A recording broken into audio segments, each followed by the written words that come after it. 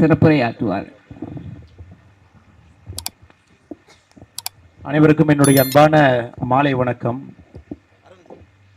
இந்த அரங்கத்தில் இருக்கக்கூடிய பெரியோர்கள், தாய்மார்கள், மிக முக்கியமாக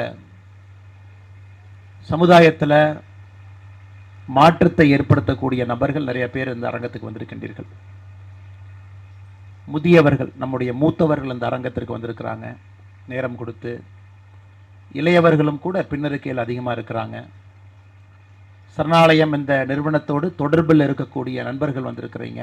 ஆண்டாண்டு காலமாக யாருக்கும் தெரியாமல் இடது கையில் கொடுப்பது வலது கைக்கு தெரியாமல் நடக்கக்கூடிய வேலைகள் செய்யக்கூடிய எத்தனையோ மனிதர்கள் அமைதியாக இங்கே அமர்ந்திருக்கின்றீர்கள். இந்த சரணாலய நிறுவனத்தை மிகச் சிறப்பாக நடத்தி கொண்டிருக்கக்கூடிய வனிதாம்மா மேடையில் ஒரு எமோஷ்னலாக அமர்ந்திருக்கிறாங்க. ஏன்னா ரொம்ப பேசினீங்கன்னா அம்மா அழுதுருவாங்க, எனக்கு தெரியும் அவங்களை பற்றி. வனிதாம்மா இஸ் ஸோ எமோஷ்னல். கொஞ்சம் நீங்கள் அந்த வீடியோ கூட பார்த்தீங்கன்னா அந்த குரலே வந்து ஒரு தழும்பி பேசின ஒரு குரல். It is not a very நார்மலாக அவங்க பேசுறது இல்லை, ஒரு மாதிரி வெரி எமோஷ்னல் ஷீஸ். ஏன்னா எமோஷ்னல் பீப்புள் தான் மற்றவங்க மேலே ஒரு கேர் அண்ட் கன்சர்ன் அதிகமாக இருக்குது. ஏன்னா கல் நெஞ்சத்துக்காரங்களுக்கு எப்படி இன்னொருத்தர் மேலே ஒரு கன்சர்ன் இருக்கும்.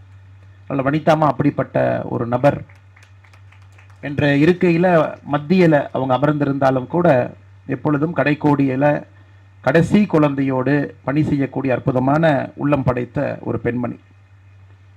பாலாஜி உத்தமராஜ் அவர்கள் இந்த உத்தம் ஃபவுண்டேஷன் நிறுவனத்தை நிறுவி இதை செய்ய வேண்டும் என்கின்ற ஒற்றை குறிக்கோளோடு போன ஆண்டு நானும் அவரும் இந்த நிறுவனத்திற்கு வந்து அம்மாவுடைய சரணாலயத்தில் இங்கேயே தங்கி படித்து வேலைக்கு போகிற 2 பெண் குழந்தைகளுக்கு அவங்க பெரியவங்க ஆனதுக்கப்புறம் திருமணம் ஏற்பாடு செய்திருந்தார்கள்.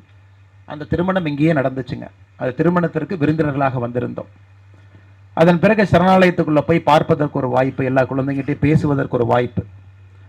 அதெல்லாம் பார்த்து முடித்து விட்டு என்னுடைய காருக்கு வந்த பிறகு பாலாஜி என்ன சொன்னாங்க, அண்ணா நான் ஏதோ ஃபெயிலான இருக்கேன் அப்படின்னு. கோயம்புத்தூர் நாங்கள் போய் ரீச் ஆகிறோம். இங்கேருந்து என்னங்க கோயம்புத்தூருங்க 50 நிமிஷம். ரீச் ஆனதுக்கப்புறம் பாலாஜி என்ன சொன்னார், அண்ணே ஒரு பில்டிங் கட்டி கொடுக்கலான்னு இருக்கேன் அப்படின்னு. நான் சொன்னேன், அண்ணா கண்டிப்பாக நீங்கள் பண்ணுங்கள், நான் மனசில் தோன்றது செய்யுங்க, அதுக்கு தம்பெல்லாம் யோசிக்காதீங்க, தைரியமாக பண்ணுங்க. அதை வந்து அம்மா சொன்னது போல் மிக வேகமாக அதற்கு முகூர்த்த கால் போட்டு மிக வேகமாக அந்த பணியை செய்து முடித்து இன்னைக்கு அந்த குழந்தைகளுக்கு 2 குழந்தைங்க தான் திறந்து வச்சாங்க. ஐயா நாங்கள்லாம் திறந்து வைக்கல. அந்த வீடியோ பார்த்தீங்கன்னா தெரியும். அந்த சரணாலயத்தில் இருக்கக்கூடிய 2 குழந்தைகள், சின்ன குழந்தைங்க, ஒரு 4 வயசு 5 வயசு குழந்தைங்க தான் இந்த பில்டிங்கை ஓப்பன் பண்ணாங்க. அவர்களுக்காக இன்னைக்கு இந்த பில்டிங் வந்து 2 floor, ground floor, first floor ரெண்டுமே அவர்களுடைய பயன்பாட்டுக்கு இன்றிலிருந்து வந்திருக்கிறது. ஏன்னா பாலாஜி என்னன்னு ஒரு விதத்தில் அவர் ஒரு எமோஷனல் பர்சன். எப்படி எல்லாம் எமோஷனல் பர்சனில் எப்படி கனெக்ட் ஆகிறாங்க பாருங்கள். நான் மேடையில் இருக்கிறதுக்கே ஒரு சின்ன பேப்பர் எனக்கு எழுதி கொடுத்துருக்காரு அவருடைய கையெழுத்துலன்னா, இன்னைக்கு இந்த வேலையை முடிச்சிட்டோம், வேலையை முடிச்ச அன்னைக்கு அடுத்த வேலையை ஆரம்பிக்கணும். அடுத்து நம்முடைய பெரியநாயக்கம் பாளையத்தில் இருக்கக்கூடிய ஜனரஞ்சக ஓல்ட் ஏஜ் ஹோம் நவம்பர் 25ஆம் தேதி அடுத்த கட்டட வேலையை அங்கே ஆரம்பிக்கிற உத்தம் ஃபவுண்டேஷன் சார்பாக 50 லட்சம் ரூபாய் 3000 ஸ்கொயர் ஃபீட்டு அவங்களுக்கு ஜூலை 11, 2026 அவங்களுக்கு ஹேண்ட் ஓவர் பண்ணணும் அப்படின்னு. இதெல்லாம் பார்த்தீங்கன்னா ஒரு எண்ணம் அடிப்படையிலிருந்து உள்ளத்திலிருந்து வரணுங்க. செய்யணுங்கிற ஒரு நோக்கம் இருக்கணும். நியாயமான முறையில் பொருள் சேர்த்துருக்கணும். அந்த பொருள் சேர்த்த பிறகு அதை நியாயமான முறையில் தர்மம் பண்ணணும் அப்படிங்கிற ஒரு எண்ணம் வெளிப்பாடு. அது வருவதே வந்து ஆண்டவன் உள்ள இருக்காங்கன்னு அர்த்தம். அதனால் பாலாஜி உத்தமராஜ் அவர்களுக்கும் அவருடைய குடும்பத்தினருக்கும் அக்கா தம்பி எல்லாம் வந்திருக்கிறாங்க. எல்லோருக்கும் இந்த நேரத்தில் என்னுடைய நெஞ்சார்ந்த வாழ்த்துக்களை தெரிவித்துக் கொள்கின்றேன். அதே நேரத்தில் இந்த சரணாலயத்தில் அம்மா ஆரம்பித்திருந்தாலும் கூட ஹிஸ்ட்ரி ப்ரொஃபஸராக இருந்தாங்க. எம்ஜிஎம் கலை அறிவியல் கல்லூரியில் ஃபுல் டைம் வேலை பார்த்தாங்க. அப்புறம் பார்ட் டைம் வேலை பார்க்க ஆரம்பித்தாங்க. அப்புறம் சரணாலயத்துக்கு நேரம் கொடுக்க ஆரம்பித்தாங்க. லிட்டலாக அவங்க 2 குழந்தைங்களுமே இங்கே தான் பிறந்தாங்க. அவங்களும் உள்ளே இருக்கக்கூடிய வீட்டில் தான் வளர்ந்தாங்க. சரணாலயத்துக்குள்ளேயே அவங்களுடைய வீடு உங்களுக்குலாம் தெரியும். தெரிஞ்சனால தான் நீங்கள் அந்த நிகழ்வுக்கு வந்திருக்கிறீங்க. அப்படி இந்த குழந்தைகளும் கூட இதை நான் வாலண்டியராக செய்யணும், இதுதான் என்னுடைய பர்பஸ் ஆஃப் லைஃப் அப்படிங்கிறது அவங்களும் எடுத்துக்கொண்டு அவர்களுக்கு வந்திருக்கக்கூடிய கணவர்களும் கூட முழுமையாக இதற்கு ஒத்துழைப்பு கொடுத்து அவங்களும் ரொம்ப எந்தூசியாஸ்டிக்காக அதை அடுத்து எடுத்துகிட்டு போகணும். அமெரிக்காவில் ஒருத்தவங்க வாழ்கிறாங்க. அமெரிக்காலையும் சரணாலயத்து பேரில் அங்கேயும் ஒரு இதே போன்ற ஒரு நிறுவனத்தை நடத்துவதற்கான எல்லா வேலைகளும் செய்து நடத்தி கொண்டிருக்கின்றார்கள். அதனால் அந்த குழந்தைகளுக்கு குறிப்பாக 2 மகள்களுக்கு, மருமகன் 2 பேர்த்துக்கு, அவங்களுடைய குழந்தைகள் எல்லோருக்கும் இந்த நேரத்தில் என்னுடைய நெஞ்சார்ந்த வாழ்த்துக்களை தெரிவித்துக் கொள்கின்றேன். எத்தனை பேர் சரணாலயத்துக்குள்ளே போயிருக்கீங்கன்னு எனக்கு தெரியலிங்க. சில பேர் போயிருக்கலாம், சில பேர் போகாமல் இருக்கலாம். இப்போ பாலாஜி என்ன பேசும்போது ஒரு வார்த்தையை சொன்னாங்க, ஸ்பெஷல் சைல்டு அப்படிங்கிற வார்த்தையை வச்சுருக்கோம். அவங்க ஸ்பெஷல். அவங்க நார்மல் கிடையாது, அவங்க ஸ்பெஷல் அப்படின்னு. அப்போ இந்த ஸ்பெஷல் சைல்டை பார்த்துக்கணும் அப்படின்னாங்க ஸ்பெஷல் பீப்புளால் மட்டும்தான் முடியும், நார்மல் பீப்புளால் முடியாது. Normal people can only take care of normal children. ஒரு ஸ்பெஷல் குழந்தைக்கு இருக்கக்கூடிய நீட்ஸ், அவங்களோட எமோஷனல் டேண்ட்ரம்ஸ் மாறிக்கிட்டே இருக்கும். அவங்களுக்கு இருக்கக்கூடிய உடல் ரீதியான பிரச்சனைகள், மனது ரீதியான பிரச்சனைகள், அவங்களுடைய எதிர்பார்ப்புகள். ஒருத்தர் இருந்தால் பரவாயில்லைங்க, 200 பேர் 250 பேர் 300 பேர் ஒரு இடத்துல இருக்கிறாங்க. அதுவும் ஒரு வயசுல இருந்தால் பரவாயில்ல. பிறந்த குழந்தை, பிறந்து 2வது நாளில் வந்திருக்கக்கூடிய குழந்தை ஒரு பக்கம் இருக்கிறாங்க. 70 வயது இருக்கக்கூடிய பாட்டியும் அதே பிரிமைஸ்குள்ள அவங்களும் இருக்காங்க. இந்த குழந்தையினுடைய மனசு, அவங்க எமோஷனல் நீடு வேற மாதிரி இருக்கும். வயது முதிர்ந்தவங்க அவங்க வேற மாதிரி இருப்பாங்க. அது செகண்ட் சேலஞ்ச். அடுத்து பாருங்க, ஒரே மொழியை பேசினா பரவாயில்ல, எல்லாருமே தமிழ் தான் பேசுறாங்க, தாய்மொழி பேசுறாங்கன்னா பரவாயில்ல. ஹிந்தி பேசுறவங்க இருக்கிறாங்க, ஹிந்தி மட்டும்தான் தெரியும் அவங்களுக்கு, தமிழே தெரியாது. ஆங்கிலம் பேசுறவங்க இருக்கிறாங்க, தமிழ் தெரியாது. ஸோ வேறு வேறு மொழிகள் பேசக்கூடிய குழந்தைகள், பெரியவர்கள் உள்ள இருக்கிறாங்க. அப்போ எவ்வளோ சேலஞ்சுன்னு யோசிச்சு பாருங்க. வயது வித்தியாசம், மொழிகள் வித்தியாசம், அவங்களுடைய என்ன ஓட்டங்கள் வித்தியாசம். அதை நீங்கள் கம்ப்ளைண்ட் இல்லாமல் நடத்தணும். இன்னைக்கு இந்தியாவில் எத்தனையோ பேர் காத்துக்கிட்டு இருப்பாங்க, ஒரு சின்ன கம்ப்ளைண்ட் கிடைக்குமா, ஒரு சின்ன கரும்புள்ளி கிடைக்குமா, நம்ம காராக்கு எழுதலாம், அடாப்ஷன் ரெகுலேட்டரி ஏஜென்சிக்கு எழுதலாம், நம்ம என்ஜிஓ மானிட்டர் பண்ணக்கூடிய ஏஜென்சிக்கு எழுதலாம். ஸோ எந்த பிரச்சனை இல்லாமல் இதில் நீங்கள் டிரான்ஸ்பரண்டாக வேறு இருக்கணும். அதாவது நீங்கள் நேர்மையாக இருந்தாலும் மக்களுக்கு நேர்மையாக இருக்கிற மாதிரியும் நீங்கள் காட்டணும். அப்பியரன்ஸ் அதையும் செய்யணும், நேர்மையாக இருக்கணும். அதனால் அவ்வளவு பெரிய விஷயத்தை நம்முடைய வனிதாம்மா அவங்க இத்தனை ஆண்டு காலமாக மிக சிறப்பாக அதை செய்து கொண்டு வருகின்றார்கள். இன்னும் சிறப்பாக செய்வதற்காக 300 பேர்த்துக்கான லைசன்ஸ் வாங்கியிருக்கிறாங்க. இந்த சரணாலயத்துக்குள்ள தயா நார்மல் சில்ட்ரன், அவங்க குழந்தைங்க இங்கே இருக்கிறாங்க. அவங்களுக்கான கல்வி, அவர்களுக்கு தேவையான வேலை வாய்ப்புக்கான விஷயமெல்லாம் உள்ள நடக்குது. சரணாலயத்தில் ஜோதி, குறிப்பாக மனநலம் குன்றிய நம்முடைய சகோதர சகோதரிகள் இருக்கிறாங்க, 80 குழந்தைகள். அவங்கெல்லாம் ஸ்ட்ரீட்ல இருந்து ஆர்ஃபன்ஸ், அப்பா அம்மா விட்டுட்டு போனவங்க. ஒரு பாப்பா மத்திய பிரதேஷ் போபாலில் இன்ஜினியரிங் ஸ்டூடெண்ட், இன்ஜினியரிங் படிக்க படிக்க ஸ்கீசோஃபெனியா. அப்பா அம்மா 2 பேருமே வேண்டான்னு அந்த குழந்தையை ஒதுக்குறாங்க. அவங்க பூனேல போகக்கூடாத ஒரு இடத்துக்கு போய் மாறிக்கிறாங்க, தெரியாத நபர்கள் கையில் மாட்டி. அப்பா அம்மா வேண்டான்னு சொன்னதுக்கப்புறம் அந்த குழந்தையை கூட்டிகிட்டு வந்து இங்கே இருக்கிறாங்க அந்த பாப்பா. அதே போல் இன்னொரு பாப்பா, அவங்க இஸ்லாமியர், கணவன் ஹிந்து, கல்யாணம் ஆகுது, 2 குழந்தைகள் பிறக்கிறாங்க. வீட்டில் கணவன் அடித்து அந்த அம்மாவுக்கு மனநலம் குன்றி இன்னைக்கு குழந்தைகள் 2 பேரும் அவங்க கணவன் இருக்காங்க, இவங்க இங்கே இருக்கிறாங்க. அவங்க இப்போ போய் பேசினா கூட என் குழந்தைய எனக்கு கொடுங்க அப்படின்னு தான் கேட்குறாங்க. அதனால் ஒருத்தருமே ஒரு ஸ்பெஷல் பர்சனுங்க. ஒருத்தருக்கு ஒரு கதை, ஒருத்தருக்கு ஒரு ஸ்டோரி, ஒருத்தருக்கு ஒரு பேக்ரவுண்ட். நம்ம பொறுமையாக உட்கார்ந்து ஒரு 2-3 மணி நேரம் எடுத்து ஒருத்தட்டையும் பேசும்பொழுது எவ்வளோ விதமான மனிதர்கள் உள்ள இருக்கிறாங்கன்னு நமக்கு தெரியும். அத்தனை பேர்த்தையும் அவங்க சந்தோஷமாக வச்சிருந்து, அவங்களுடைய உடல் ரீதியான பிரச்சனைகள், பெண்கள் நமக்கு தெரியும், அதுவும் எமோஷ்னலி அவங்கள டேக் கேர் பண்ண முடியாதவங்க. ஒரு வயதிற்கு மேலே நம்முடைய உடம்பை நாம் பார்த்து கொள்ள வேண்டும். ஆனால் இங்கே இருக்கிற நிறையா பேர்த்தினால ஒரு குறிப்பிட்ட வயதுக்கு பிறகும் கூட அவங்களுடைய உடம்பை அவங்களால பார்த்துக்க முடியாது, அதையும் இவங்க பார்த்துக்கணும். ஸோ அப்படிப்பட்ட இடமாக சரணாலயம் இருக்குது.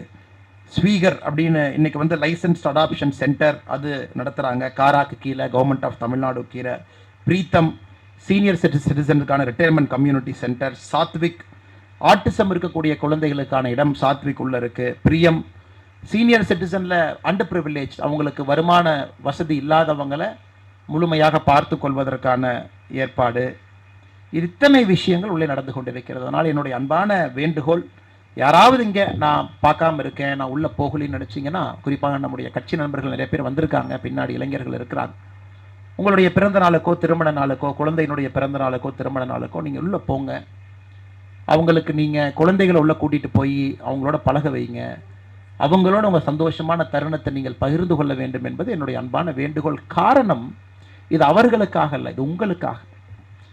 broken mind is not them. நம்ம எப்பவுமே வெளியிருந்து என்ன நினைப்போம்னா, broken mind அவங்க, நமக்கு இல்லை. ஸோ நம்முடைய உடைந்த இதயங்கள் சரியாவதற்கு நாம் சரணாலயத்திற்கு செல்ல வேண்டும் என்பதுதான் என்னுடைய அன்பான வேண்டுகோள். அவங்கள போய் பார்த்து அவங்கள நம்ம சந்தோஷப்படுத்துகிறோம், அது 2வதுங்க. நாம் பார்க்கும் பொழுது எத்தனையோ நபர்களுக்கு பர்பஸ் ஆஃப் லைஃப், எதற்காக வாழ்கின்றோம், நம்முடைய வாழ்க்கைங்கிறது என்ன, பணம் என்பது எங்கே ஆரம்பிக்க வேண்டும், எங்கே முடிக்க வேண்டும். ஒரு லெவலுக்கு மேலே பணம் உபதிரமாக எல்லாத்துக்குமே மாறும். ஒரு சர்டன் இன்ஃப்ளெக்ஷன் பாயிண்ட். நம்ம எல்லாருமே அதை கடந்திருக்கலாம், கடந்து கொண்டிருக்கின்றோம், கடக்கப் போகின்றோம். ஒரு லெவலுக்கு அப்புறம் பணம் பார்த்தீங்கன்னா இட் பிகம்ஸ் அ பாய்சன். அது வாழ்க்கையை ஒரு 70 வயசு 60 வயசு வாழ்ந்தவங்களுக்கு அது தெரியும். ஒரு சின்ன இன்ஃப்ளெக்ஷன் பாயிண்ட்ல பணத்தினால குடும்பத்தினுடைய உறவுகள், பிரச்சனைகள், நம்முடைய வாழ்க்கை முறைகள் எல்லாமே மாற ஆரம்பிக்கும். இப்போ பாலாஜி உத்தமராஜ் போன்ற மனிதர்கள் என்ன பண்ணுறாங்கன்னா அந்த இன்ஃப்ளெக்ஷன் பாயிண்ட்ல போய் நிறுத்திடுறாங்க. நிறைய கான்வர்சேஷன் பேசுவோம், நானும் பாலாஜி அவர்களும் நிறைய பேசுவோம் தனிப்பட்ட முறையில். நம்முடைய கோவிட் காலகட்டத்தில், கொரோனா சமயத்தில் பாலாஜி அண்ணன் இருக்கும் பொழுது நான் ஒரு வார்த்தையை சொன்னேன்னா, எல்லா மக்களுக்கும் போய் எல்லா இடத்துல உதவி செய்கிறத விட ஒரு பெரிய ஹாஸ்பிட்டலை நம்ம எடுத்து அந்த ஹாஸ்பிட்டலுக்கு தேவையான உணவை நாம் ஒரு 40 நாளைக்கு கொடுப்பாங்கன்னா, கொரோனா எப்போ முடியுதோ, என்னைக்கு கவர்மெண்ட் வந்து அவங்களுடைய நம்முடைய போட்டிருக்கக்கூடிய சட்டத்தை எல்லாம் தளர்வுகளை கொண்டு வர்றாங்களோ அன்னைக்கு வரைக்கும் கொடுக்கலாம். நாங்கள் ஆரம்பித்த பிறகு அது கிட்டத்தட்ட 41 நாள் 42 நாள் அது போய்கிட்டே இருந்ததுங்க. டெய்லி அந்த ஹாஸ்பிட்டலில் ஆயிரக்கணக்கான நபர்களுக்கு சிங்கநல்லூர் இஎஸ்ஐ மருத்துவமனையில் நம்ம கொடுக்கணும். அவங்களுக்கான உணவு நம்ம பேக் பண்ணி செஞ்சு கொடுக்கணும். இதை ஆரம்பித்தது நான், சொன்னது நான். ஆனால் தினமும் 42 நாளும் வந்து கொடுத்தது நான் கிடையாதுங்க. ஏன்னா நான் கரூரில் இருந்தேன், நான் ஏதோ ஒரு இடத்துல இருந்தேங்க, சென்னையில் இருந்தேன், எங்கேயோ சுற்றிக்கிட்டு இருந்தேன். ஆனால் 42 நாளும் அந்த இடத்துல இருந்த ஒரு மனிதர் பாலாஜி உத்தமராஜ் அவர்கள். 42 நாள் அவரோடு அவருடைய நண்பர்கள் இருக்கிறாங்க, என்னுடைய நண்பர்கள் வந்து இருக்கிறாங்க. 42 நாள் அவங்க இருந்தாங்க. Triple layering mask. நீங்க சிங்கிள் மாஸ்க் போட முடியாதுங்க, ட்ரிபிள் லேயர் பண்ணணும். ஏன்னா மிஸ்டேக்கன்லி பேஷண்ட்ஸ் வந்து உணவுக்காக நிற்கிறாங்க. ஏன்னா அந்த பேஷண்ட்ஸ் அட்மிட் பண்ணிட்டு யாரோ போயிட்டாங்க. அந்த பேஷண்ட்டுக்கு ஹாஸ்பிட்டலில் கொடுக்கக்கூடிய உணவு பிடிக்கல. ஸோ அவங்க கோவிட் பேஷண்ட், அவங்களும் ஒரு மாஸ்க்கை போட்டுட்டு வந்து அவங்களும் கீழே நிற்கிறாங்க. ஸோ நீங்கள் யாருக்கு கொடுக்குறீங்களே உங்களுக்கு ஒரு லெவலுக்கு மேலே டவுட் ஆயிரும். அவங்க வந்து பேஷண்ட்டா இல்லை பேஷண்ட்டோட அட்டெண்டர் வந்து பேஷண்ட்டுக்கு வாங்கிட்டு போகிறாங்களா அப்படின்னு. ஸோ அந்த 42 நாளும் கிட்டத்தட்ட 4 மணி நேரம் போகிறதுக்கு முன்னாடி, ஏன்னா வீட்டில் குழந்தைங்க இருக்கிறாங்க, அம்மா இருக்கிறாங்க, அப்பா இருக்கிறாங்க, அதெல்லாம் நீங்கள் குளிச்சு அங்கே போய் ஒரு 4-5 மணி நேரம் செய்து முடித்த பிறகு நான் 42 நாள் ஒரு 4 நாள் தாங்க நான் கொடுத்துருப்பேன். அன்றைக்கி தான் என்னால் வர முடிஞ்சது, கூட இருந்து. ஸோ அன்றையிலிருந்து பாலாஜி உத்தமராஜ் அவர்கள்ட்ட ஒரு ஆழ்ந்த ஒரு நெருங்கிய தொடர்பு, நிறைய விஷயங்கள் நாங்கள் லைஃப்பை பற்றி பேசுவோம். அப்புறம்னா பாலாஜி என்ன சொன்னாங்கன்னா, இனிமேல் நான் எதுவும் சம்பாதிக்க போகிறதில்லைன்னு முடிவு பண்ணிட்டேன், ஐம் டன் வித் லைஃப் அப்படின்னு. நான் எவ்வளோ சம்பாதிச்சனோ அதெல்லாம் இன்னி போதும் எனக்கு. நான் இதுக்கு மேலே வந்து ஒரு பொருளையும் செல்வத்தையும் தேட வேண்டும் என்கின்ற எண்ணம் எனக்கு இல்லை. இருக்கக்கூடிய பொருளையும் செல்வத்தையும் மக்களுக்கு பகிர்ந்து கொடுக்க வேண்டும் என்கின்ற எண்ணம் எனக்கு வர ஆரம்பிச்சிருச்சுங்கன்னா, நான் இனி செல்வத்தை நோக்கி நான் ஓட போகலை. அதில் அடுத்தவர் சொன்னது எனக்கு ரொம்ப பிடிச்சிருந்ததுங்க. நான் கேட்டேன்னா, அது உங்களுடைய எண்ணம் தான். ஒரு மனுஷனுக்கு 10,000 கோடி பத்தாது, இன்னொருத்தருக்கு 1 கோடி போதும், இன்னொருத்தருக்கு 1 லட்சம் போதும், 10,000 போதும், மனம் தான் அது.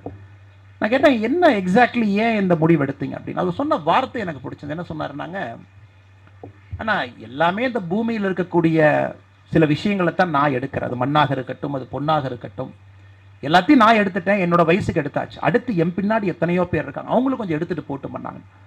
எத்தனை தான் நானே எடுப்பேன், அவங்களும் கொஞ்சம் எடுக்கட்டும், அவங்களும் நல்லா இருக்கட்டும். அதனால் என்னுடைய வயது வந்த பிறகு அதை விட்டு கொடுத்து விட்டு முன்னே செல்ல வேண்டும் என்று நினைக்கின்றேன். அடுத்து இளைஞர்கள் எத்தனையோ பேர் பசியோடு இருக்கிறாங்க, அவங்களும் அந்த பொண்ணையும் செல்வத்தையும் மண்ணையும் அவங்களும் எடுக்கட்டும் அப்படி. அப்பதான் நினைச்சு இவர் எவ்வளவு இன்டெலிஜென்ட், இவர் அந்த லைஃப்னுடைய இன்ஃப்ளெக்ஷன் பாயிண்ட்டை கரெக்டாக பிடிச்சிட்டாரு.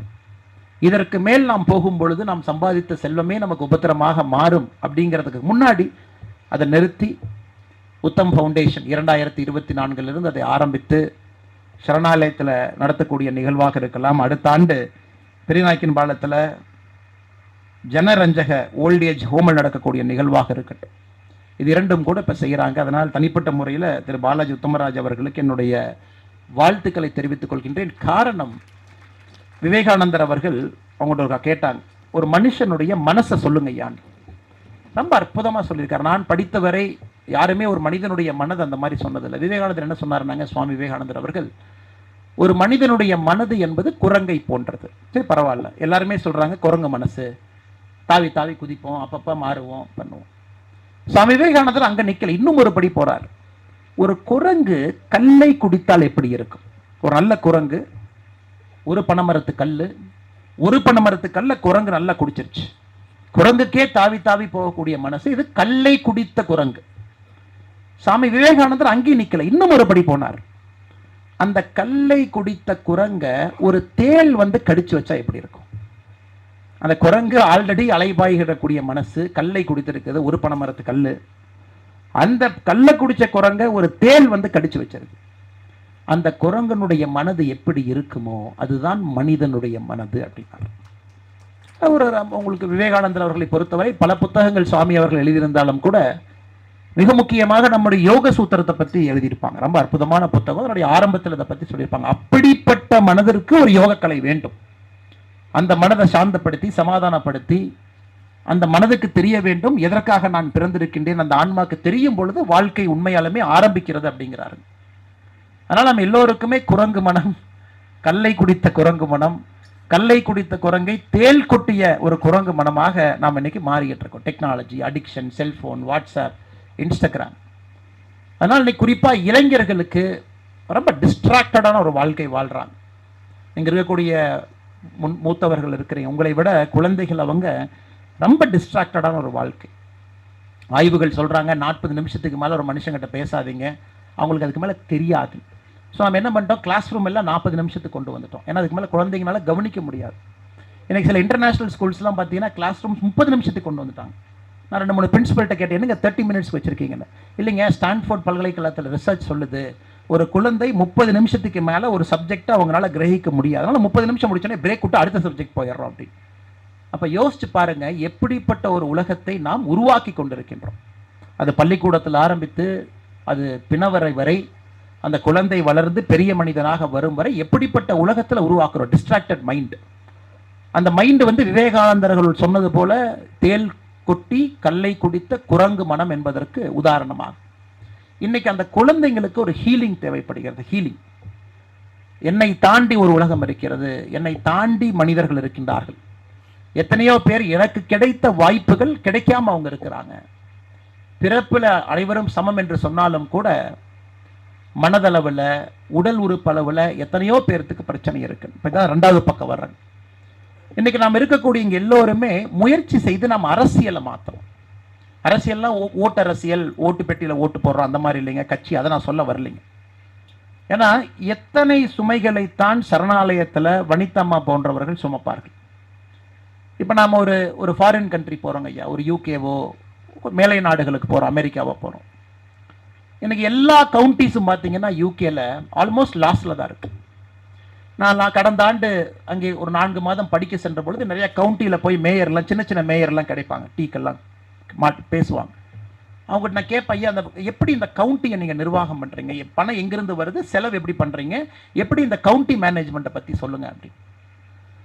அப்போ சொல்லுவாங்க, ஐயா எங்களுக்கு 100 ரூபா பணம் வரும், ப்ராப்பர்ட்டி டேக்ஸ், வீட்டில் இருக்கிற டேக்ஸ் கொடுப்பாங்க, பார்க்கிங் டேக்ஸ், கமர்ஷியல் டேக்ஸ், எங்கள் கவுண்டிக்குள்ள இருக்கக்கூடிய கடைகள் வருஷம் பணம் கொடுப்பாங்க. இது எங்களுடைய வருமானம் ஒரு பக்கம். செலவுகள் எங்கேன்னு காட்டுங்க ஐயா. எனக்கு ரொம்ப ஆச்சரியங்க, நான் பார்த்த கவுண்டியில் சராசரியாக 70% சோஷியல் செக்டர் ஸ்பெண்டிங் அப்படிங்கிற ஹெட்ல இருக்கும். ரோடு போடணும், அதெல்லாம் போடணும், அது ஒரு பக்கங்க ஐயா. அதுவும் அரசனுடைய கடமை, செலவு கவுண்டியினுடைய கடமை. 70% சோஷியல் செக்டர் ஸ்பெண்டிங். அப்போ கேட்ப அந்த 70% என்னன்னு சொல்லுங்க ஐயா. ஐயா எங்கள் கவுண்டிக்குள்ள ஒரு மனநலம் குன்றிய குழந்தை பிறந்தால் அதை பார்த்து கொள்வது அரசனுடைய கடமை. அது அமெரிக்காவும் சரி, அது இங்கிலாண்டும் சரி. அப்போ ஒரு வீட்டில் ஒரு மனநலம் குன்றிய குழந்தை பிறந்த உடனே கவுண்டியிலேருந்து ஒருத்தவங்க வீட்டுக்கு வருவாங்க. நீங்கள் டிக்ளேர் பண்ணணும் என் குழந்தை வந்து ஸ்பெஷல் சைல்டு. அவங்க வீட்டில் வந்து பார்ப்பாங்க நம்முடைய பொருளாதாரம் எப்படி இருக்கு, நம்மனால அந்த குழந்தைய பார்த்துக்கிற அளவுக்கு முதல்ல நாம கெப்பாசிட்டி இருக்கா, நமக்கு அந்த மனசு இருக்கான்னு பார்ப்பாங்க. இல்லாட்டி தான் அடாப்ஷன் சென்டருக்கு அடுத்து போவாங்க. அதன் பிறகு இல்லை நான் பார்த்துக்குவேன், ஆனால் முழுசாக பார்த்துக்க முடியாது, சரி ஓகே உங்களுக்கு ஒரு ஃபுல் டைம் கேர்டேக்கர் கொடுக்குறேன்னு கொடுப்பாங்க. அதாவது இந்த குழந்தை எந்திரிச்சதுலேருந்து குளிப்பாட்டி ட்ரெஸ் எல்லாம் குழந்தைக்கு போட்டு ஸ்கூலுக்கு கொண்டு போய் விட்டுட்டு வர்ற வரைக்கும் நாங்கள் பார்த்துக்கிறோம், உங்களுக்கு ஒரு கேர்டேக்கர் கொடுக்குறோம். இந்த குழந்தைக்கான கம்ப்ளீட் மருத்துவ வசதி அந்த நாடுகளில் இலவசம், அரசே பார்த்துக்கிறாங்க இங்கிலாண்டை பொறுத்த வரைக்கும். அது எவ்வளவு ஆச்சரியம்னாங்க ஐயா. அரசு ஒரு லெவலுக்கு மேலே இந்த ஸ்பெஷல் சைல்டு, மாற்றுத்திறனாளிகள் யார் இருக்காங்களோ அவர்களை பார்த்து கொள்வது என்னுடைய முதல் கடமை அப்படின்னு ஒரு சார்ட்டர் அவங்களுக்கு. அதன் பிறகுதான் அவங்க நம்மளை பார்த்துக்கணும். அந்த கவுண்டியில் 100 ரூபா அவங்க செலவு பண்ணோம்னா ஃபர்ஸ்ட் அந்த கவுண்டிக்குள்ள இருக்கக்கூடிய ஸ்பெஷல் சைல்டு யார் இருக்காங்க, மாற்றுத்திறனாளிகள் யார் இருக்காங்க, மூளை வளர்ச்சி குன்றியவள் யார் இருக்கிறாங்க, முதல்ல அவங்களுக்கு பட்ஜெட் அலோகேஷன் பண்ணிட்டு நார்மல் பீப்புள் நமக்கு பட்ஜெட் அலோகேஷன் பண்ணுவாங்க. ஸோ இப்போ என்ன ஆகுதுனாங்க, சரணாலயம் போன்ற நிறுவனத்தின் மீது வரக்கூடிய லோடு டிராஸ்டிக்காக குறையுது. ஸோ இன்னைக்கு நீங்கள் எல்லோருமே இங்கே இருக்கிறீங்க, வாக்காளர்கள் நீங்கள். நம்முடைய அரசியலும் இதை நோக்கி மாற்றுவதற்கான முயற்சியை நம்ம எடுக்கணும் ஐயா. அதை பற்றி நம்ம பேசணும். நம்முடைய சமகாலத்தில் நம்முடைய வாழ்நாளில் ஒரு மாற்றுத்திறனாளி குழந்தையாக ஸ்பெஷல் சைல்டாக யார் இருந்தாலும் கூட அந்த குழந்தைக்கு சமுதாயம் தன்னுடைய கடமை, என்னுடைய முதல் வேலை என்று சொல்லும் அளவுக்கு அரசு தன்னுடைய வேலையை அதுபோல் மாற்றி செயல்படுத்த ஆரம்பிக்க வேண்டும். அதெல்லாம் நீங்கள் நடத்தணும். ஒரு எம்எல்ஏ பார்ப்பீங்க, எம்பி பார்ப்பீங்க, எலெக்ஷனுக்கு பிரச்சாரத்துக்கு அரசியல்வாதி வருவாங்க, பேசும்பொழுது நீங்கள் சொல்லணும், இந்த மேனிஃபெஸ்டோவில் கொண்டு வாங்க, இதையெல்லாம் நீங்கள் செய்யுங்க. ஏன்னா நம்ம செய்ய வேண்டிய கட்டாயம் நமக்கு இருக்குங்கய்யா. இது ஒரு சைலண்ட் டிசீஸ். சரணாலயத்தில் 200 குழந்தைகள் நல்லா பார்த்துக்கிறாங்க. ஆனால் 2 லட்சம் 20 லட்சம் எத்தனை குழந்தைகள் சரணாலயம் போன்ற அமைப்புகள் கிடையாம வீட்டில் இருக்காங்க? எத்தனை பேர் இருக்கிறாங்க? எத்தனை பேர்? அப்பா அம்மாவோட கஷ்டத்தை யோசிச்சு பாருங்க. அன்றாடங்காட்சிகள், கூலிக்கு வேலைக்கு போறவங்க, கன்ஸ்ட்ரக்ஷன் வேலைக்கு போறவங்க பல இடத்துல பார்த்துருக்காங்க. கன்ஸ்ட்ரக்ஷன் வேலையில் இருப்பாங்க. ஒரு ஸ்பெஷல் சைல்டு துணியில கட்டி காலுக்கு ஒரு சங்கிலி மாதிரி போட்டு கன்ஸ்ட்ரக்ஷன் ஷெட்ல கட்டி வச்சிருப்பாங்க. அதெல்லாம் பார்க்கும் பொழுது நமக்கு கண்ணீர் மட்டும்தான் வரும். அதே நேரத்தில் நாம் அதை செய்யக்கூடிய நிலைமையில் நாம் இல்லை என்கின்ற கோபமும் ஆதங்கமும் வரும். ஐயா ஸ்கூலுக்கு போயிட்டாங்க, 6:30 மணிக்கு வீட்டுக்கு வந்திருக்கணும், மணி 10:30 ஆச்சு, வீட்டுக்கு வரல, நாங்கள் ஒரு மிஸ்ஸிங் கம்ப்ளைண்ட் நாங்கள் ரெஜிஸ்டர் பண்ணுறோம், நாங்கள் அதை இன்வெஸ்டிகேட் பண்ண ஆரம்பிக்கிறோம் அப்படின்னு. அது சாப்பிடும்போதே எனக்கு சின்ன ஒரு வயிற்றில் ஒரு ஒரு ஒரு விஷயத்தை உணர்ந்தேன். இது தப்பாக தான் எங்கேயோ போகுது, சரியான ஒரு விஷயம் மாதிரி தெரியல. இரவு 1 மணிக்கு இன்ஸ்பெக்டர் திரும்ப ஃபோன் பண்ணார். ஐயா அந்த மாதிரி நாங்கள் பாடியை கண்டுபிடிச்சிட்டோம். அந்த குழந்தையினுடைய பாடி வந்து ஒரு ஒரு மலை பிரதேசத்தில் ஒரு காட்டுக்குள்ளே she was raped and killed. 10வது படிக்கக்கூடிய ஒரு பெண் குழந்தை. ஸோ உடனே நான் ஒரு வீட்டிலேருந்து ஒரு 10 நிமிஷத்தில் கிளம்பி 1 hour 1.5 hours போக வேண்டிய தூரம், ஒரு 3 மணிக்கு காலையில் ஸ்பாட்டுக்கு ரீச் பண்ணுறோம். ஊர் மக்கள் எல்லாம் சேர்ந்து நிற்கிறாங்க, ரோட்டில் நிற்கிறாங்க. ஒரு 5000-6000 பேர். ஹைவேவை பிளாக் பண்ணிட்டாங்க. எல்லாருடைய இதில் ஆக்ரோஷம், கோபம். காவல்துறைன்னு யாரு கிடைச்சாலும் அடிக்கணும் அப்படிங்கிறது அவங்களுடைய எண்ணம். அதுவும் குறிப்பாக எஸ்பி வந்தாங்கன்னா எஸ்பி நம்ம விடக்கூடாது அப்படின்னு. கரெக்டாக அந்த நேரம் பார்த்து மழை வேற, நல்லா கனமான மழை. அவங்ககிட்டலாம் சமாளித்து பேசி உள்ள அந்த பாடியை பார்க்கறதுக்கே கிட்டத்தட்ட நமக்கு ஒரு மணி நேரத்திற்கு மேலே தாமதம். நான் எல்லாத்திட்டையும் லிட்டரலி மைக்கில் அந்த லவுட் ஸ்பீக்கரில் நான் பேசுகிறேன், அந்த மெகாஃபோனில். இந்த மாதிரி இந்த குழந்தையினுடைய உடம்பில் இருக்கக்கூடிய ஃபொரன்சிக் எவிடன்ஸ் நமக்கு ரொம்ப முக்கியம். ஸ்மெல் நமக்கு ரொம்ப வேணும். டாக் ஸ்பாட் பிக் பண்ணணும். ஆல்ரெடி மழை, ஸ்மெல் இருக்காது. டாக் வந்து சென்ட்டுக்குனாச்சும் நீங்கள் வழி விடுங்க. 5000 பேர் நீங்கள் நவருங்க, ஏன்னா உங்கள் சென்ட்டே அங்கே இருக்கும். மக்கள் என்னை விடவே இல்லை. சட்டையை பிடிக்க வந்தாங்க, அடிக்க வந்தாங்க. நான் காவல்துறையிட்ட சொன்னது, யாருமே எதுவும் செய்யாதீங்க, அவங்க என்ன எக்ஸ்ட்ரீம் ப்ரொவோக் பண்ணால் கூட நீங்கள் ஜஸ்ட்டு தடுத்து பாருங்கள், மற்றபடி don't go on the attack charge. அந்த குழந்தையை பார்க்குறவங்க அதன் பிறகு அந்த 3 நாட்களில் அக்யூஸ்டை பிடிச்சிடறோம். எப்பொழுதுமே நான் என்னுடைய பணிகாலத்தில் இது போல் யாராச்சும் இறந்தாங்கன்னா நான் வீட்டு கண்டலன்ஸுக்கு போவேங்க. நான் கிராமத்தில் வளர்ந்த பையன், அது எப்பொழுதுமே ஒரு ஹேபிட்டாக வச்சுருப்பாங்க. நம்ம ஜூரிஸ்டிக்ஷனில் யார் இறந்தாலும் கூட காவல்துறை கண்காணிப்பாளராக வீட்டுக்கு போவேன், போய் அந்த கண்டலன்ஸை கேட்குறதுக்கு. அப்போ வீட்டுக்கு போகும்போது அம்மா உட்காந்துருக்குறாங்க. இந்த மாதிரி நீ பார்த்தோன்னே ஒரே கேள்வி தான் கேட்டாங்க. தம்பி நீ வந்து பிடிச்சிட்ட, 3 நாளில் பிடிச்சிட்ட, சிஎம் விருதெல்லாம் வாங்கிட்ட, அதெல்லாம் ஓகே தம்பி, எனக்கு என் பொண்ணு தான்ப்பா வேணும், பொண்ணை திருப்பி கொடுப்பான்னு. சடலத்தில் எரிச்சாச்சுங்க. அப்போ நான் அம்மாட்ட சொன்னம்மா, இந்த மாதிரி வந்து எல்லோருமே எங்கள் முயற்சியை பண்ணுறோம், காவல்துறை இருக்குது, அதிகாரிகள் இருக்கிறாங்க, நேர்மையாக இருந்தாலும் கூட, நாணயமாக வேலை பார்த்தாலும் கூட எங்களையும் தாண்டி குற்றங்கள் நடக்குது. அது எங்கள் எல்லோருக்கும் வருத்தமாக இருக்குது. ஆனால் அவங்க இந்த மாதிரி நேரத்தில் ஒரு 10ஆம் கிளாஸ் படிக்கக்கூடிய பொண்ணு ரேப்ட் அண்ட் கில்ட் அப்படிங்கும் பொழுது எங்களுக்கு வருத்தம் தாங்கம்மா, நீங்களும் மனசை தேர்த்திக்கணும்னு சொல்லும் பொழுது அப்போ நான் வீட்டுக்கு வந்து யோசிச்சேங்க, அந்த பொண்ணு எதற்கு இறந்தாங்க, ஒய் திஸ் கேர்ள் டைட், எதுக்கு அந்த பொண்ணை ரேப் பண்ணாங்க. இந்த ரூட் காஸ் அனாலிசிஸ்னு ஒரு பேப்பர் எடுத்து ரூட் காஸ் அனாலிசிஸ் போட்டு, ஏன் அந்த பொண்ணு 6:30 மணி வரைக்கும் ஸ்கூலில் இருந்தாங்க. சரி, 6:30 மணிக்கு ஸ்கூலில் இருந்த பொண்ணு ஏன் நடந்து போனாங்க, 4 கிலோமீட்டர் நடந்து போனாங்க காட்டு வழி பாதையில். Root cause analysis number 1, bus இல்லை. அவங்க நடந்து வர வேண்டிய கட்டாயம். காலையில் 4 கிலோமீட்டர் போகணும், சாயந்தரம் 4 கிலோமீட்டர் வரணும். 2வது, அந்த ஸ்கூலில் 2 கம்ப்யூட்டர் தான் இருக்குது. 10ஆம் கிளாஸ் பொண்ணுங்களுக்கு ரேஷன் பண்ணுறாங்க. ஸோ 4 மணிலேருந்து 4:30 வரைக்கும் 4 பேர், 4:30லேருந்து 5 வரைக்கும் 4 பேர், 5:30லேருந்து 6 வரைக்கும் 4 பேர். ஸோ இந்த குழந்தைக்கு அன்னைக்கு 6 to 6:30 ஸ்லாட், 4 to 4:30 சில குழந்தைகளுக்கு கிடைக்குது அதே கிளாஸில் கம்ப்யூட்டர் ஸ்லாட். ஆனால் 2 கம்ப்யூட்டர் ரேஷன் பண்ணுறாங்க. இந்த குழந்தைக்கு 6 to 6. அப்போ அந்த உள்ளூரில் இருக்கிற இன்னொரு பொண்ணுக்கு 4 to 4:30 அவங்க கம்ப்யூட்டர் கிளாஸ் முடிச்சுட்டு அவங்க கிளம்பிடுறாங்க. இந்த பொண்ணு கடைசியாக மாட்டிக்கிறாங்க. அப்போ தனியாக போக வேண்டிய கட்டாயம். ரூட் காஸ் அனாலிசிஸ் நம்பர் 2, அந்த இடத்துல கம்ப்யூட்டர் பற்றாக்குறை. Root cause analysis 3.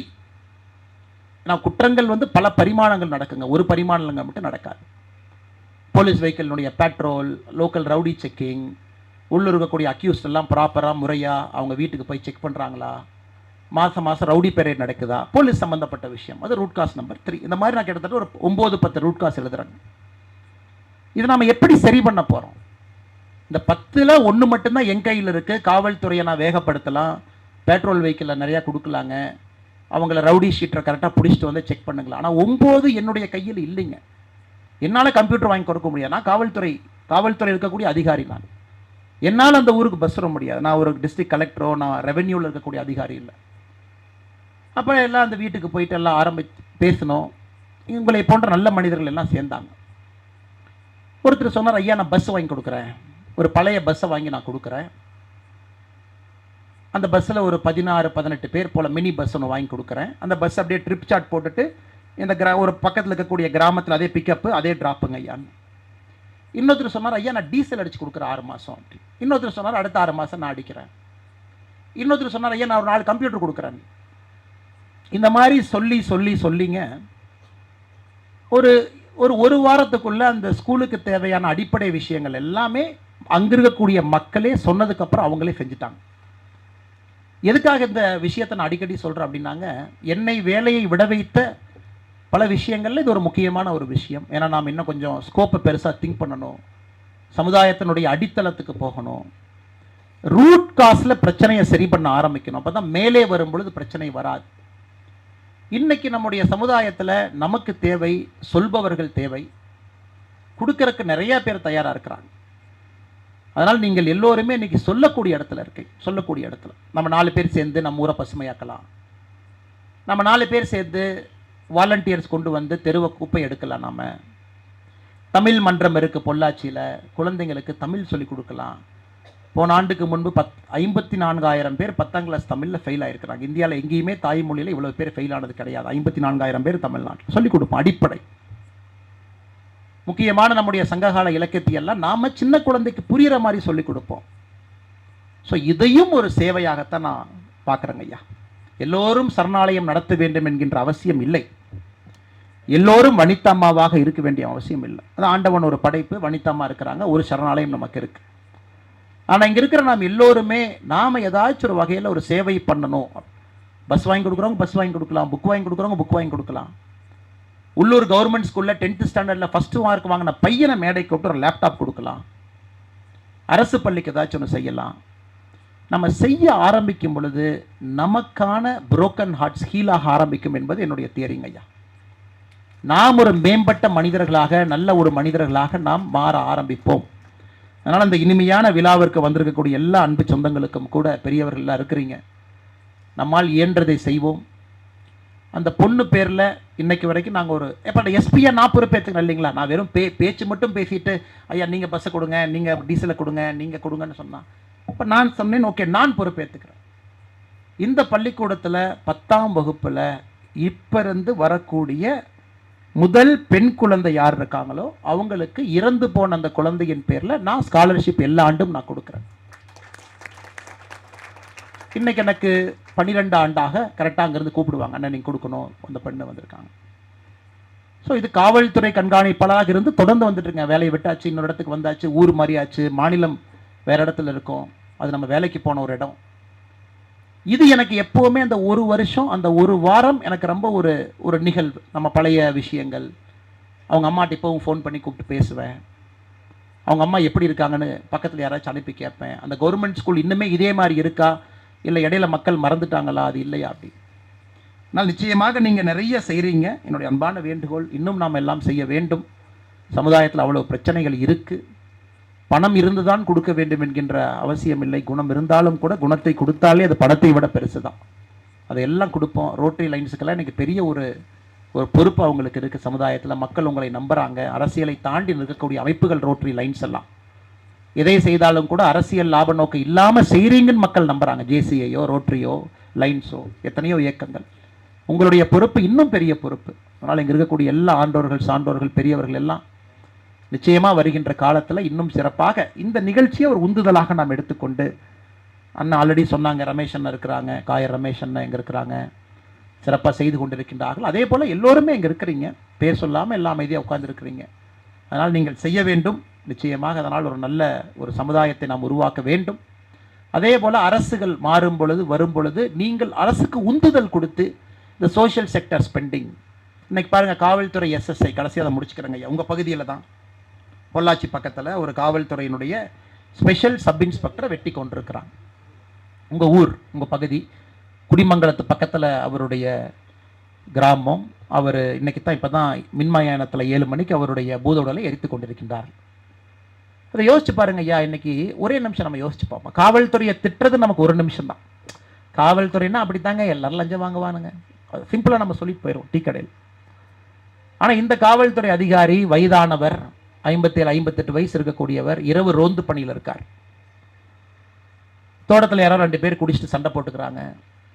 அது கண்ட்ரோல் ரூமுக்கு மெசேஜ் போகுது. அவங்க ஒயர்லெஸில் சொல்கிறாங்க, பக்கத்தில் யாருப்பா இருப்பீங்கன்னு கேட்பாங்க கண்ட்ரோல் ரூமில். ஐயா நான் தாங்க ஐயா பக்கத்தில் இருக்கிறேன், என்ன ரோந்து வண்டியில் இருக்கேன்னு. 2 வீலரில் இருக்கிறாரு. அண்ணே போய் தோட்டத்தில் என்னென்னு போய் பாருங்கண்ணே அப்படிங்கிறாங்க. வண்டி எடுத்துகிட்டு தோட்டத்துக்குள்ளே வர்றாரு. இப்படி தான் நடக்கும். இதுதான் ஒரு இயற்கையாக நடக்கக்கூடிய விஷயம்.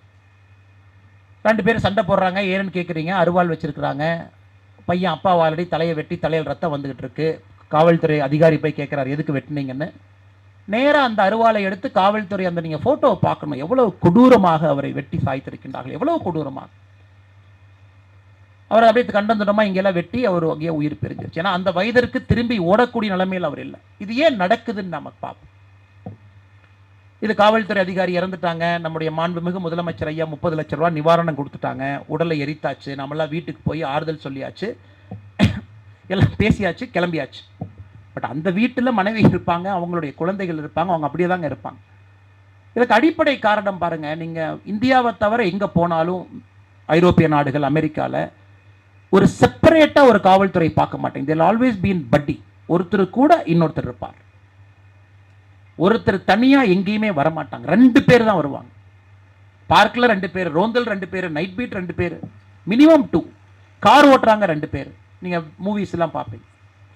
அப்போ ஒருத்தர் நம்மகிட்ட பேசும்போது இன்னொரு காவல்துறை அதிகாரியினுடைய கை பார்த்தீங்கன்னா பிஸ்டல் மேலே இருக்கும். நீங்கள் எங்கேயாச்சும் இந்தியாவுக்கு வெளியே டூருக்கு போகும்போது அப்சர்வ் பண்ணி பாருங்கள், போலீஸில் பப்ளிக்கில் ஒரு கன்ஃபரன்டேஷன் அப்போ ஒருத்தர் நம்மகிட்ட பேசுவார், இன்னொரு காவல்துறை அதிகாரி கை வந்து கன்னில் இருக்கும். ஏன்னா அவர்கிட்ட நீங்கள் மிஸ்பிஹேவ் பண்ணிங்கன்னா அவங்க கன் எடுப்பாங்க, டேசர் வச்சுருப்பாங்க. சப்போஸ் உங்கள் கையில் வெப்பன் இல்லை அப்படின்னா அந்த டேசர் வச்சு அடிப்பாங்க. எல்லாமே இருக்கும், பாடி கேமரா இருக்கும். இன்னைக்கு நம்முடைய காவல்துறையில் 100 பேர் இருக்க வேண்டிய இடத்துல 60 பேர் வேலை பார்க்குறாங்க. 40% பற்றாக்குறை. ஏன்னா நமக்கு என்ன, ஆல்ரெடி நமக்கு சம்பளம் கொடுக்க முடியல அரசு ஊழியர்களுக்கு. இல்லை காவல்துறையும் 40% அவங்களையும் ரெக்ரூட் பண்ணி அவங்களுக்கு நம்ம சம்பளம் கொடுத்தா அரசு கஜானா திவால் ஆகிவிடும், எல்லோருக்குமே தெரியும். அப்போ இந்த அதிகாரி தனியாக போகிறார். ஒரு 84 85 பேர் இருக்க வேண்டிய ஸ்டேஷனில் 50 பேர் இருப்பாங்க. 4 எஸ்எஸ்ஐ இருக்க வேண்டிய இடத்துல 2 பேர் இருப்பாங்க. ஒரு 20 ஹெட் கான்ஸ்டபிள் இடத்துல 12 பேர் இருப்பாங்க. 40 கான்ஸ்டபிள் இடத்துல 25 பேர் இருப்பாங்க. அப்போ நம்ம அடிப்படையில் யோசிக்கணும், root cause. Again root cause. ஏன் இறந்தார்? யாரோ குடிச்சனால இறக்கலைங்க, யாரோ அருவாடுத்து வெட்டினால இறக்கல. ஏன் இறந்தார்? இதுக்கு ரூட் காஸ் நீங்கள் போட்டீங்கன்னா காவல்துறை சிப்பந்திகளுக்கு, அதிகாரிகளுக்கு வசதி வாய்ப்புகள் நாம் ஏற்படுத்தி கொடுக்காதனால அவர் இறந்தார். சிம்பிள். அவன் குடிக்கிறவன் குடிக்கத்தான் செய்வாங்க, கத்தி எடுத்து வெட்டுறவன் வெட்டத்தான் செய்வான்.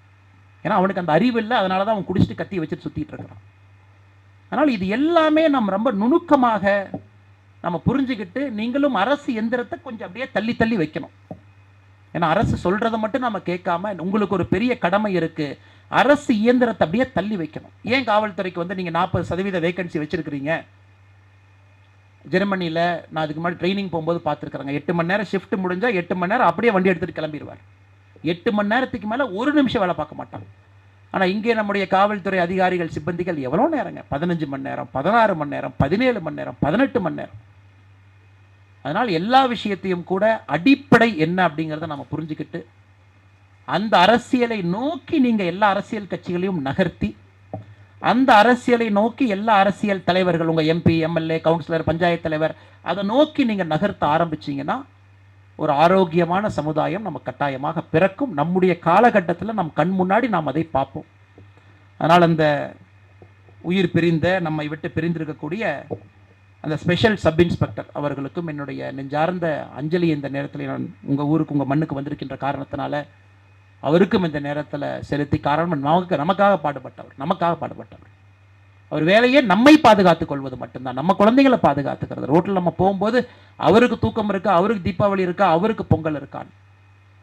அதனால் என்னுடைய அன்பான வேண்டுகோள், எங்கே நம்ம செய்கிறாங்களோ இல்லையோ பொள்ளாச்சியை நீங்கள் அதை ஆரம்பிங்க.